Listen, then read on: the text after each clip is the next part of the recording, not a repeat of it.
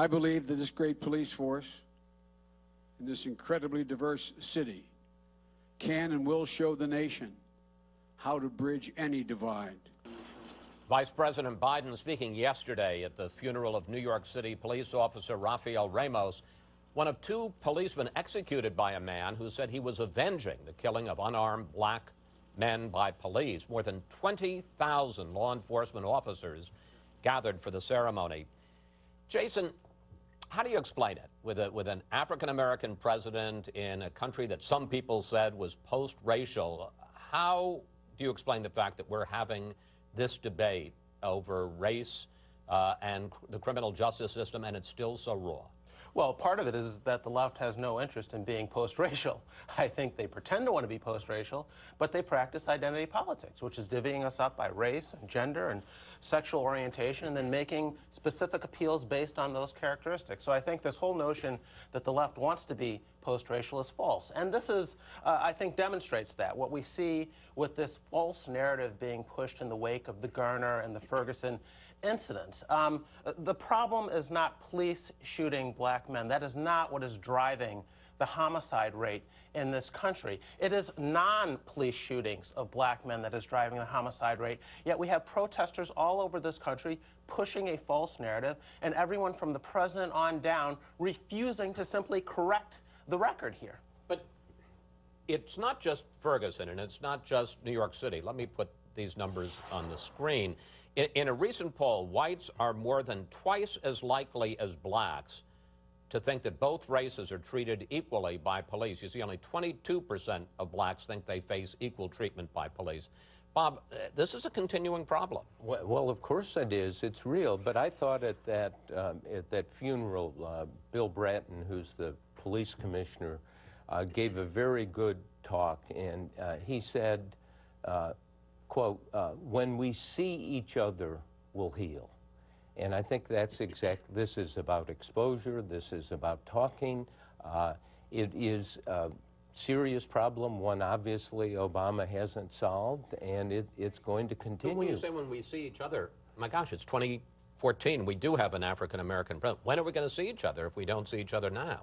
Well, it takes work, and it takes lessons, I mean, awful, tragic lessons like this that push the issue in people's faces. And, you know, the police department's going to be strong and will go on and do its job, and so will New York City and all of these places. But no one has found a formula to bring about that healing, including Obama.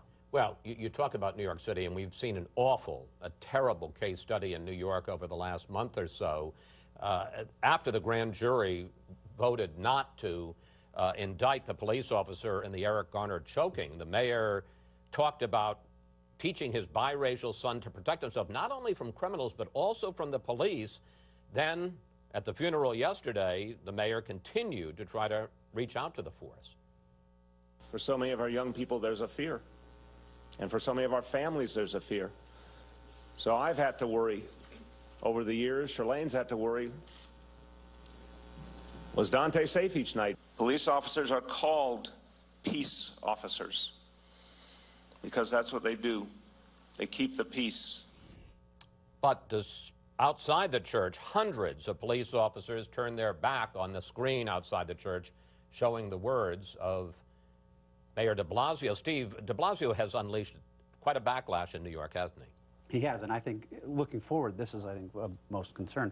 You have Mayor de Blasio, who ran for office, in effect running against tougher policing. I mean, he basically said, yes, it's true we have peace and security in New York City, but that's not necessarily a result of the policies followed by Mayor Giuliani, Mayor Bloomberg, et cetera. So he came in to change it. He frontally took on the police unions, the police force, and aligned himself purposefully with the protesters.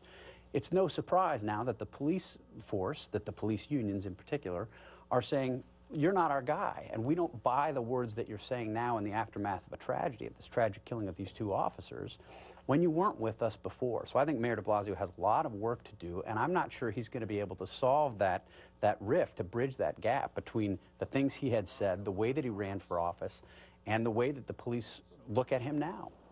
We asked you for questions for the panel, and we got this on Facebook from Tammy Carroll, who wrote, "Why is it all we ever get told is that the police community must be retrained to learn how to deal with black communities, but no one has ever introduced the concept of the black community being retrained to be law-abiding, productive, respectful citizens." Susan, that's pretty tough talk, but to get back, and I'm sure some people will be offended by it, but it is the view of a lot of people, and to get back to what Jason said, the biggest threat to young black men doesn't come from the cops, it comes from other young black men. Yeah, well, that's undeniably true and shouldn't be ignored, but surely it's possible to criticize police tactics that target African-American men inappropriately, as I think you'd have to say that Eric Garner cell phone video showed, without criticizing the police force as a whole, honoring the police force for what they do and the great danger that they undergo, but also say there are cases in which the behavior of the police has been inappropriate and ought to be addressed. But the problem is when we take exceptions and pretend that they're the norm.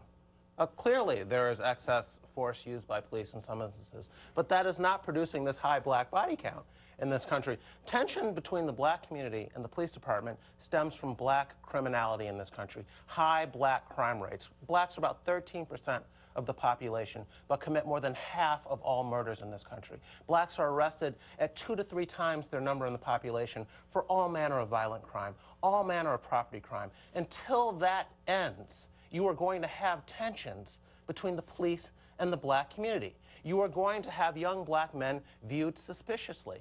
If we want to address perceptions, negative perceptions of young black men, we have to address the behavior that is driving those perceptions. And that is not a conversation President Obama or Eric Holder or Al Sharpton or all the rest want to have, because they have a vested interest in pushing a false narrative, which is that racism is an all-purpose explanation of what drives what's wrong in black America. Okay, but the mayor of New York now has a big leadership challenge, and he can't distance himself from the police force. It's his police force.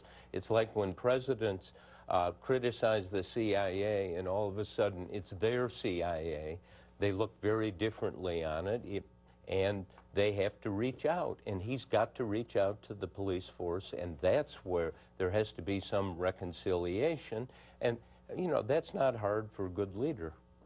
At the very least, he needs to stop, I would say, demonizing the police force, despite the fact that, I mean, the Eric Garner video, I think, was horrendous, and it's one of the things that has caused people to react in this sort of on a gut level way. And I think it's a mistake to lump the Ferguson verdict and the Ferguson outcome, where I think you can have people with very different views come to different conclusions. I mean, reasonable people can disagree with what happened there if you read the grand jury testimony. The Eric Garner case is very different. I mean, you look at the video, it seems inconceivable that that was a proportionate response to whatever it was that he had done. Now, maybe the case, as Jason suggests, I think it is the case that that's not representative of sort of day-to-day policing in the United States. But the perception in this case is the reality, and it's driving this debate. Well, that gets us to another issue, and that is the grand jury. And what we saw, one could argue rightly or wrongly in Ferguson, but I think much more troublesome in the case of Staten Island is that you get a grand jury with a prosecutor who deals with the police force every day, and he goes and talks to the grand jury, and somehow, in the Garner case, best example, not only isn't the cop convicted, he's not even has to stand trial, you know, a reasonable cause. I mean, the question that there was not reasonable cause, that he had caused the death, maybe not murder, but manslaughter, whatever, of Eric Garner certainly is troublesome, isn't it? Well, and there are two things that could address this problem. One is to remove prosecution from local prosecutors. There's a lot of public support for that idea, for having independent prosecutors in cases. In cop cases. In cop cases where there's where police officers are accused of an inappropriate death of a suspect or an individual. And the other is body cameras. I mean, it seems to me that the power of the cell phone video in the Garner case was like that could have also exonerated the police if it had shown a different scene. So the move toward body cameras for police seems to me to be an important step that could address some of the divisions that you see in perceptions. Jason, do you agree to any of these reforms, or do you think we're just on the wrong track? They're effects. I mean, they're not causes. I mean, we had a camera in the Garner case, but that's not all the evidence in that case, and only the grand jury has seen all of the evidence in that case, and I'm reluctant to second guess a group of people that has seen all of the evidence when we've just seen this snippet. So I'd be hesitant. Both the prosecutor in New York and in St. Louis have successfully prosecuted other cops in the past. So the idea that they can't do this properly again is something I'm not going to assume.